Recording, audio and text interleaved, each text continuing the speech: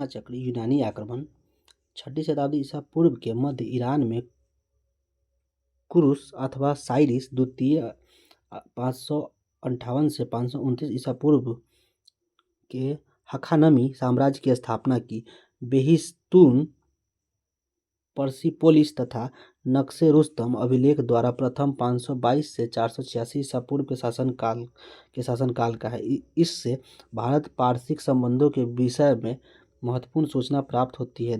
दारा प्रथम के साम्राज्य में 23 प्रांतों का उल्लेख उसके बेहिस्तून अभिलेख में हुआ है।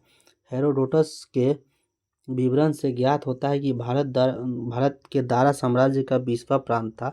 दारा को इस प्रांत से 360 टैलेंटेड स्वर्ण धूलि की आय प्राप्त होती थी। टेसियस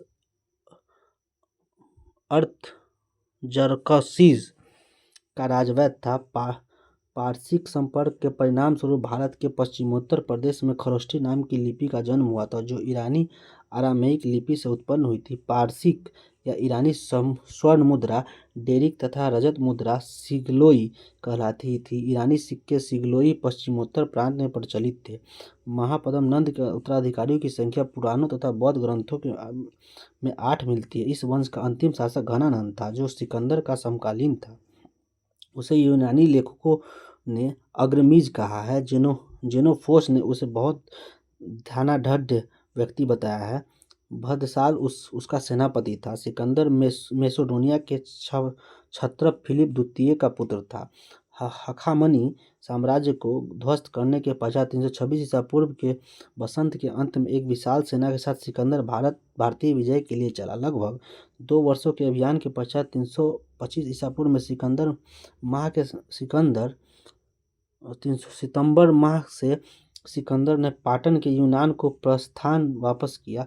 डॉक्टर हेमचंद्र राय चौधरी ने 28 स्वतंत्र शक्तियों का उल्लेख किया है, जो उस समय पंजाब तथा सिंध के प्रदेशों में विद्यमान थी। सिकंदर के आक्रमण के समय अश्वक एवं सीमांत गणराज्य था, जिसकी राजधानी मशग थी। यूनानी लेखकों के अनुसार सिकंदर के विरुद्ध हुए युद्ध में बड़ी संख्या में पुरुष सैनिकों के मारे जाने के पश्चात यहाँ की स्त्रियों ने शस्त्र धारण किया था। इसी विवरण से पता चलता है कि सिकंदर ने इस नगर की समस्त स्त्रियों को मौत के घाट उतार दिया था। पोरस का राज्य झेलम और चिनाब नदी के बीच बसा हुआ था। सिकंदर ने झेलम नदी के तट पर पुरु को पराजित किया, परंतु उसकी वीरता से प्रभावित होकर सिकंदर ने उसे अपना मित्र बना लिया तथा उसे अपने राज्य और कुछ नए इलाके प्रदान किए। सिकंदर ने 2 नगरों निकाया तथा बौकेफला की स्थापना की।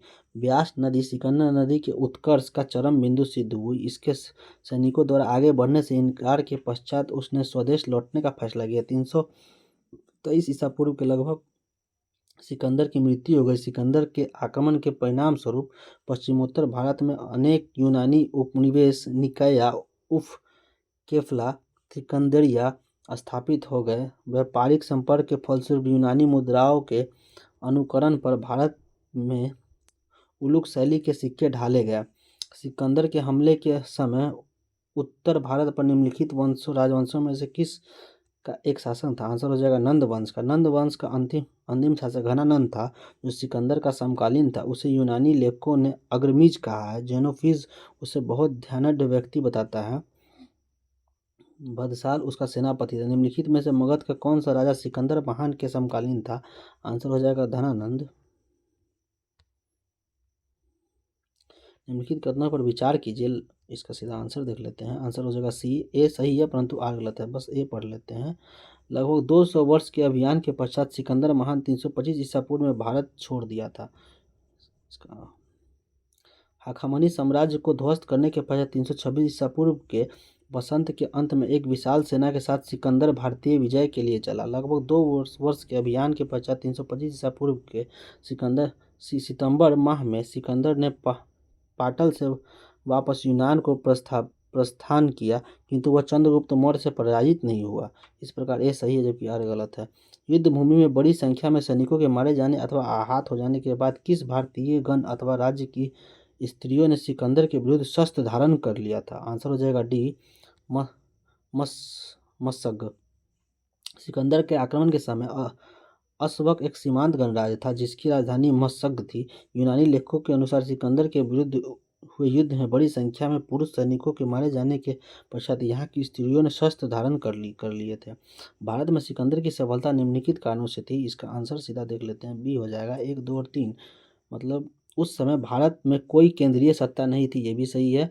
उसकी फौज बेहतर थी, ये भी सही है। और 3, उसे देशद्रोही शासकों से सहायता मिली थी, ये भी सही है।